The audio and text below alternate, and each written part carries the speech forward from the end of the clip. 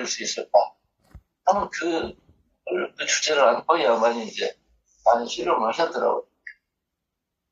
근데 이제 쉽게 얘기하면 여섯 번째 정신의식이라고 하는 것은 일반적으로 우리가 삶을 살아가면서 저는 이제 그걸 선악과 의식이라고 생각하는데 선과 악에 내가 주체로 저 좋은 거야 나쁜 거야 어쩐 거야 이렇게 끊임없는 내 의식의 이 어떤 게임이라고 그럴까 장난이라고 그럴까 바로 그 자리가 인간의 모든 고통과 불안의 장소다 이렇게 얘기를 하거든요. 그래서 그런 의식이 각각의 감각으로 오는 이 다섯 가지 특무를 통해서 에고를 만들고 유지시키고 강화시키고 있다 이거예요. 그런데 그 뿌리가 뭐예요?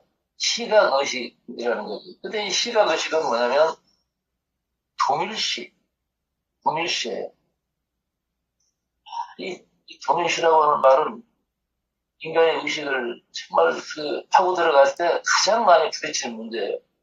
어떤 사람은 예를 들어 벤츠차를 타면 벤츠가 자기인 줄 알아. 응?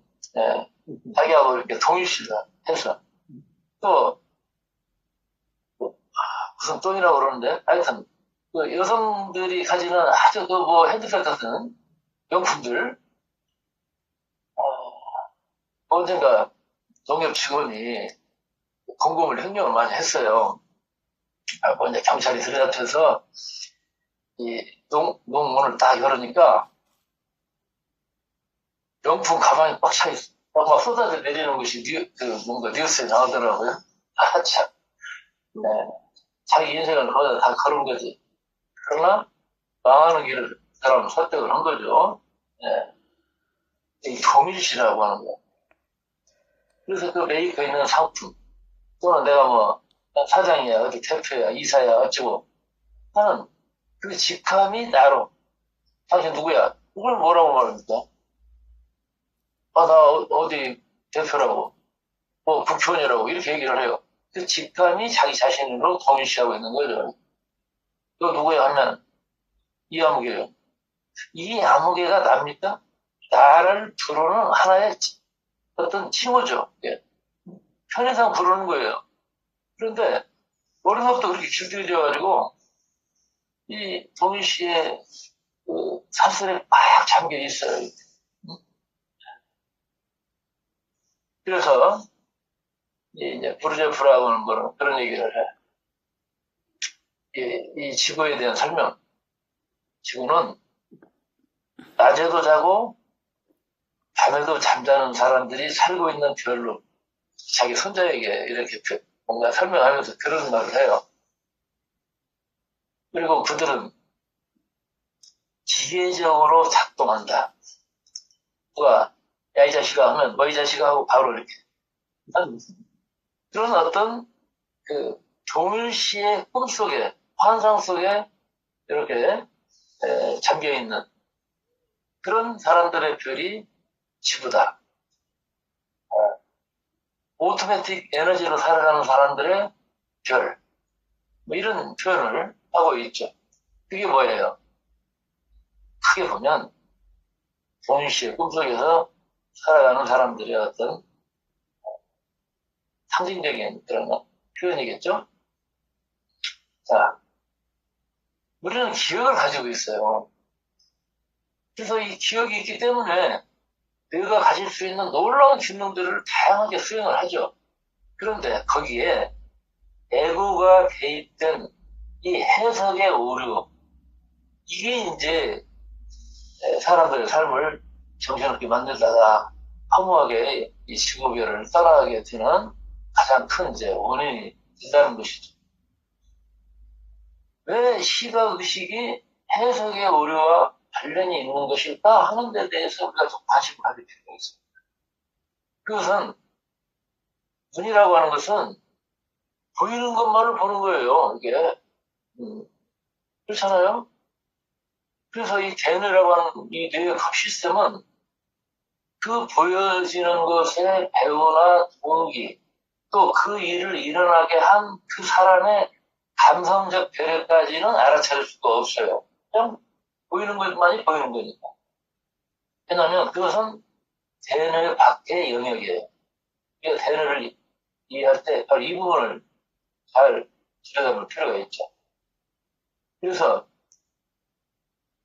내가 눈으로 똑똑히 봤어. 보기는 뭘 봐? 껍데기를 봤지.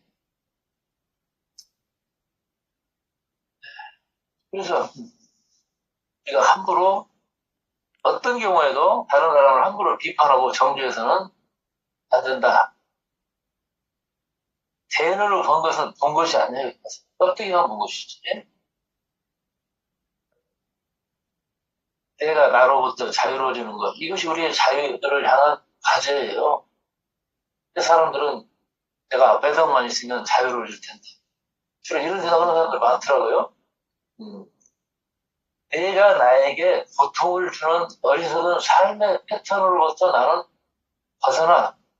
벗어나는 거. 이게 우리가 뭔가 자기 자신에 대해서 탐구하고 수행을 하는 목적이 여기 있는 거죠. 어리석은 삶의 패턴을 벗어나서 내가 나로부터 자유로워진다. 그러기 위해서 두뇌 속에 두뇌가 깨어나야 된다. 그게 이제 지혜죠.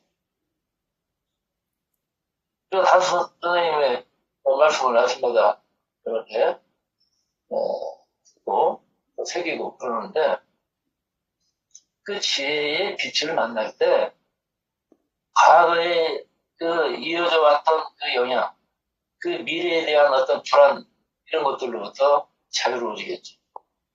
그래서 이 지혜를 얻게 되는 것을 7번째 의식, 일원성의 의식이라고 얘기를 하죠. 일원성의 의식. 그래서 혼란스럽지 않은 내 의식을 유지하고 또 혼란스러운 그 의식으로부터 벗어나서 그걸 관할 수 있는 이런 거. 이름이 그 사람이 아니잖아요. 근데 이게 너무나 익숙하게 뭔가 이렇게 되어 있는 거예요. 그래서 일원성의 의식이라고 하는 것은 지금 여기에 깨어있는 의식이에요. 지금 여기.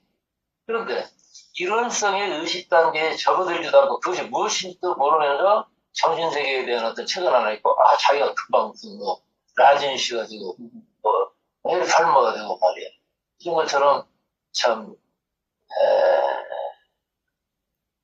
그런 사람들을 보면 참 안타깝죠. 사실은 며칠간 수련해가지고 반짝했다고 그래서 이렇게 되는 문제가 아니거든요.